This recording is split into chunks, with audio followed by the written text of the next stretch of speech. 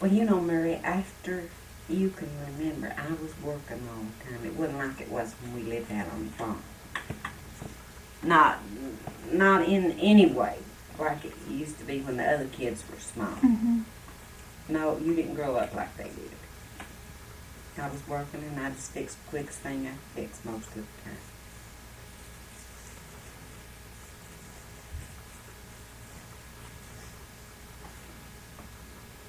But you know, I don't see how that I did all the work that I did. I You made just all had the to do kids' it. clothes.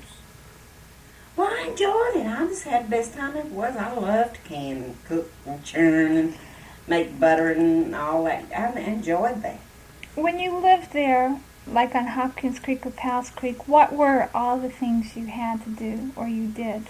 Well, I milked the cows. And, well, we took turns now. If I was busy or something, Everett would do the milking. And if he had to go to work real early or something, or was late getting in or something, I'd do it. And most time we had most time we had two cows, but a lot of times we just had, if it's a real good cow, we just had one.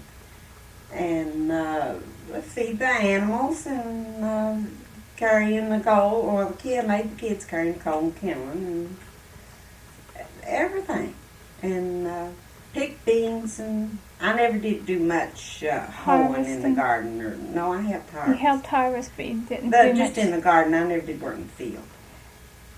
And then on top of that, you would have to preserve all the food, preserve all the meats.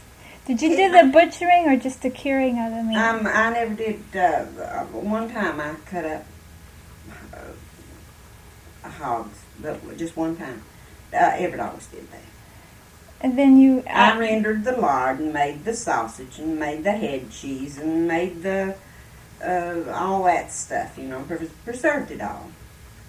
One time I killed 50 chickens, put them in the freezer. Cleaned them. I got a woman to come and help me. She helped me, and I baked. I know at that time I baked a whole big bunch of pies and put them in the freezer. Apple pies and all different kinds. You can make them and bake them almost done.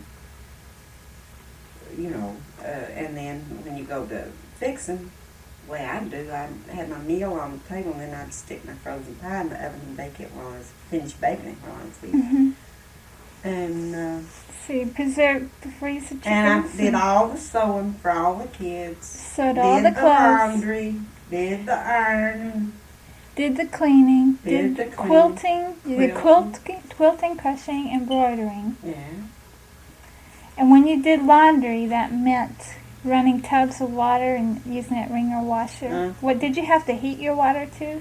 When I lived up on Powell's Creek, I didn't. I had water in the house, but when we lived at a lot of places, we had to carry the water, and I had a thing built outside and a big old tub on there, and we'd heat the water and carry it into the porch or wherever I was doing laundry and fill the washer up full of hot water. Had two big tubs of rinse water. I remember squishing clothes down in those tubs of rinse water. Mm-hmm. Helping. And everything you had nearly had to be ironed. I'd starch it, hang it up on the line, dry it, and then bring it in, danken it down, and put it in a big old tub till it dry dankens, and then iron. Big old heaped up tub full of iron. But I enjoyed it.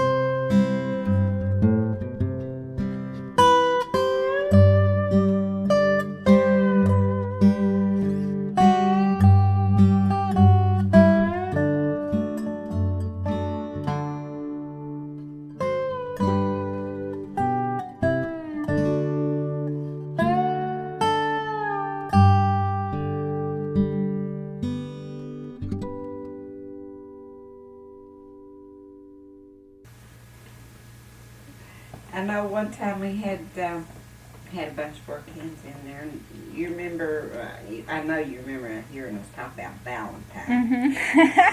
And I had we had so much cream and milk and stuff, over 5 gallons a day, you know. And I'd skim the cream off and make ice cream in the refrigerator. I had a little metal pan, and I'd make that full of ice cream. So for dessert, I had ice cream. And I fixed old Valentine's big old bowl full, and he ate so fast it hurt him in the head. He grabbed his head. Everett just about killed himself laughing at that. He didn't know what in the world he hit him. He grabbed.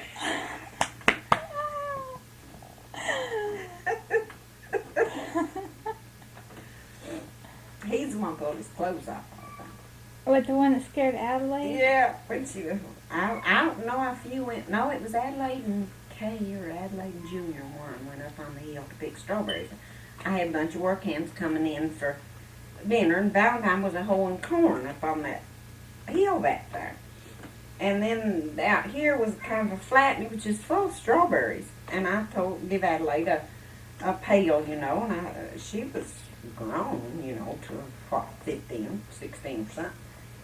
And I don't remember which one of the kids went with her. It was either Kay or Junior. He was too little, I guess. And here she come back. She had about half a dozen strawberries in that pail. She said, now, Mother, she says, I'm not picking strawberries. She says, Valentine's out there hoeing corn and ain't got no clothes on. Oh, gosh. So we didn't have no strawberries that day. But why did he do that? I don't know.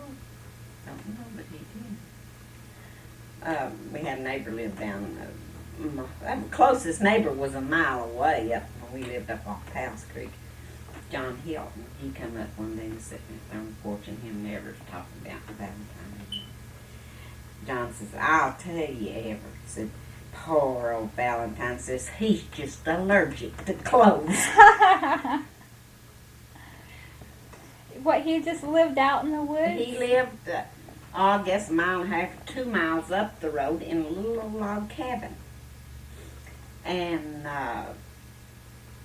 he would get around all over them hills and no clothes on. He just wore a shirt and a pair of overalls. He didn't wear nothing else. He didn't wear shoes or anything? Yeah, he wore shoes. But, and when he was, I don't know, but he was I'll tell you how strong he was. We had that little old store down there where Harold Ford used to live, down there at Dillard. And at that time, he was staying in that house up on Powell's Creek and taking care of it. That was before we moved up there. And this man that owned the farm up there had him there watching the house and everything, and had some cattle up there running out in the pasture field. Valentine would come down to the store and get 100-pound sack of feed and carry it to the head of Powell's Creek on his shoulder. My God, I don't know, 5 or 6 miles. And there was no road or anything, walking through the creek or something? Yeah, part of it was in the creek and part of it was just like it was when we was up there. I don't remember. No, I know you don't remember, but it was just a little old dirt road, and it crossed the creek here and there. And you could get a truck up there all right, and a car too if it's good weather. But he would go up that highway. It was a mile from the store up to where you went up this creek. There he'd go up through there with that 100-pound sack of feed on his shoulder. I've seen him plenty of times come down there to the store and bought it. We went down the road, we turned together to the ocean shore and the village there. The road had been changed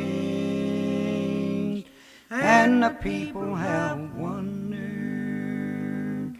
The bells don't ring, there's no preaching there. Turn back,